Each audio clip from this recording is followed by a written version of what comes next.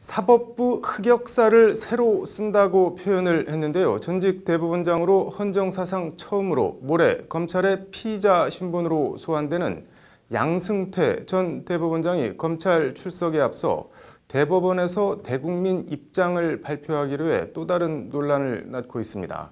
앵커 브리핑입니다. 양 전 대법원장 측은 검찰이 출석하라고 통보한 11일 오전 9시 30분, 그 30분 전인 오전 9시 대법원에서 사법행정권 남용 재판거래 파문에 대한 양 전 대법원장의 생각과 소회 등을 밝히고 검찰청사로 이동할 예정이라고 오늘 밝혔습니다. 모양 빠지게 피의자 신분으로 검찰에 출석하며 검찰 포토라인에서 기자들에게 취조받는 것처럼 입장을 밝히느니 자신이 대법관과 대법원장으로 근무한 대법원에서 작금의 사태에 대한 입장을 먼저 밝히고 검찰에 출석하는 것이 좋겠다는 판단을 한 것으로 전해졌습니다. 양 전 대법원장이 대법원에서 입장을 밝히겠다고 했지만 정확한 입장 발표 장소는 아직 대법원과 조율이 안 된 상태입니다. 양 전 대법원장 측은 대법원이 청사 내부에서 기자회견을 허용하지 않으면 대법원 정문 밖에서라도 입장을 발표하겠다는 방침을 세웠다고 합니다. 피의자 신분으로 검찰 포토라인에서는 고위 인사가 검찰 출석 전에 다른 곳에서 기자회견을 열어 입장을 발표하는 것은 상당히 이례적인 일입니다. 최근 사례만 봐도 이명박, 박근혜 전 대통령도 검찰 소환 당시 서울중앙지검 포토라인에서 소회를 밝히고 청사 안으로 들어갔습니다. 양 전 대법원장의 처신을 보고 두 가지 궁금한 점, 의문점이 듭니다.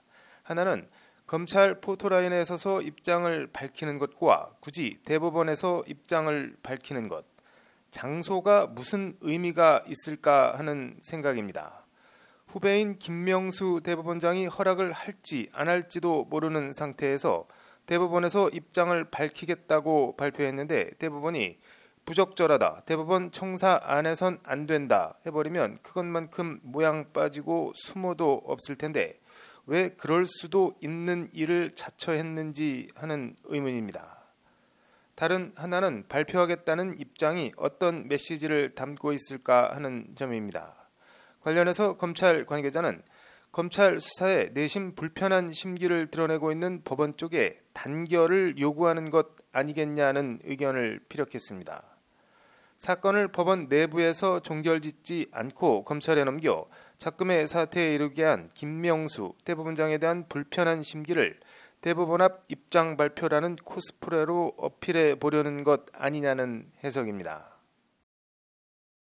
입장 발표 당일 지켜봐야겠지만 양 전 대법원장 입에선 아마도 법원에 대한 애정과 본인이 한 일들에 대한 선의, 사법부 독립 같은 워딩들이 나오지 않을까 싶습니다. 논리학에서는 의도의 오류라고 하기도 하는데 100번을 양보해 양 전 대법원장의 의도가 법원과 사법부를 위한 선의였다고 해도 그 의도가 잘못된 수단과 행위까지 정당화하는 것은 아닙니다. 재판 거래는 어떤 선의와 명분으로도 정당화될 수 없습니다. 양 전 대법원장이 뭐라 하는지 지켜보겠습니다. 앵커 브리핑이었습니다.